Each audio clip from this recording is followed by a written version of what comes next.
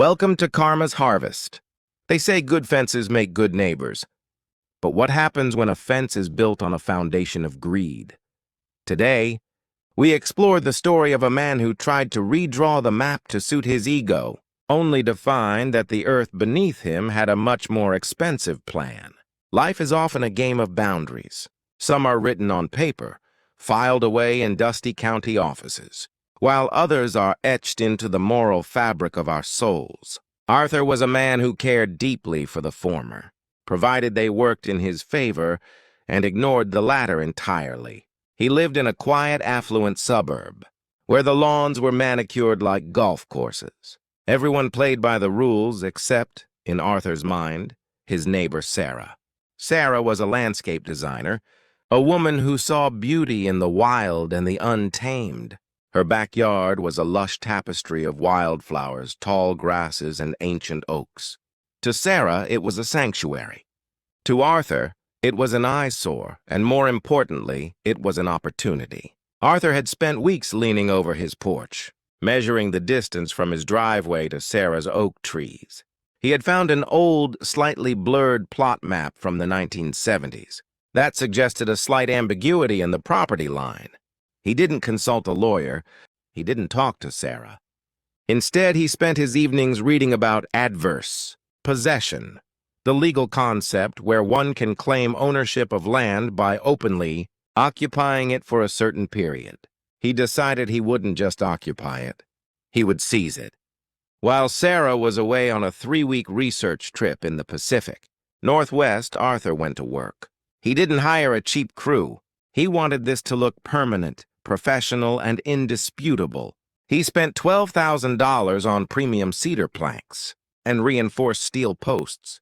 He hired a contractor from 2 towns over, telling them he had already cleared the permits.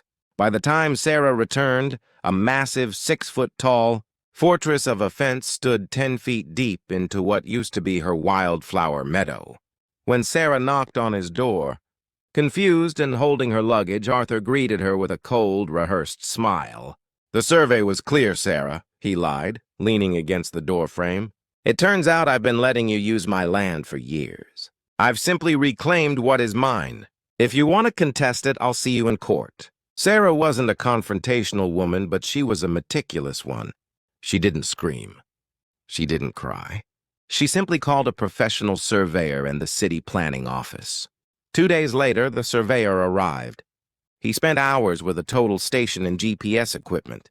Arthur watched from his window, sipping tea, feeling the smug satisfaction of a conqueror. But his smile faded when he saw the surveyor stop near the center of the new fence, looking down at his charts with a concerned expression. Then came the city's utility inspector. And then the heavy machinery. It turns out Arthur had made a fatal mistake. In his rush to claim the land, he had ignored why that specific strip of land had remained undeveloped for 40 years. It wasn't because of a boundary dispute. It was because that 10-foot strip was a protected municipal easement. Directly beneath Arthur's expensive new steel posts lay a primary high-pressure sewage main, the artery of the entire neighborhood. One of the reinforced posts, driven deep with a hydraulic ram, had pierced the concrete casing of the line. It wasn't a leak yet, but the structural integrity was compromised. With the spring rains coming, the pressure was mounting. The city didn't ask for permission. They arrived with an emergency warrant. Because the fence was built without a permit and directly on a restricted easement, it was an illegal structure.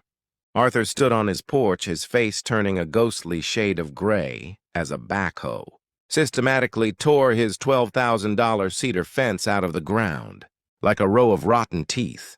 The wood was splintered, the steel bent. But that was the least of his problems. The city issued a bill for emergency infrastructure restoration, since Arthur had knowingly bypassed the permit process, which would have instantly flagged the easement. He was held personally liable for the damages.